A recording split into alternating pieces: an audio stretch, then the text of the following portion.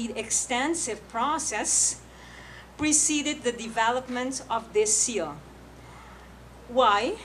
It started a couple of years ago with extensive desk research to learn from other destinations, cities, and organizations.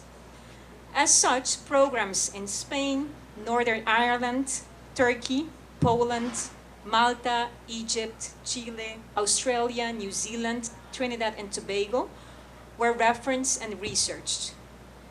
We took an in-depth look at other destination accreditation lists so as to create our own Aruba set of criteria of accreditation.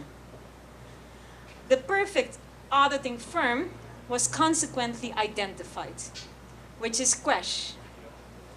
Bernd, standing there, accompanied by his colleague, Larissa. So I mentioned the perfect auditing firm was identified.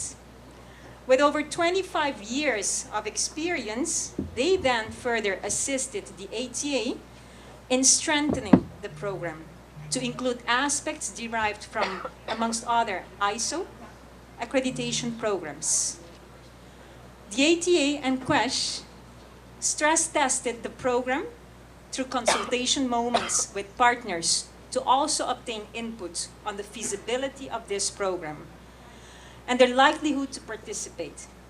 After all, we are launching a program that carries a high standard, but it also is also feasible and workable for the local markets.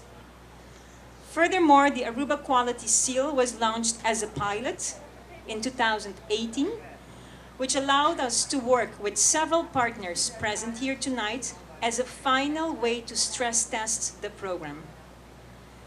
Based on the feedback received during the pilot phase, essential changes were further made to different aspects of the Aruba Quality Seal, including an overhaul of the Aruba Quality Seal online platform, making the overall process more efficient and user-friendly. And today, here tonight, we kick off the Aruba Quality Seal together with 14 pioneers who will receive their accolades for their respective or for the successful completion of the program.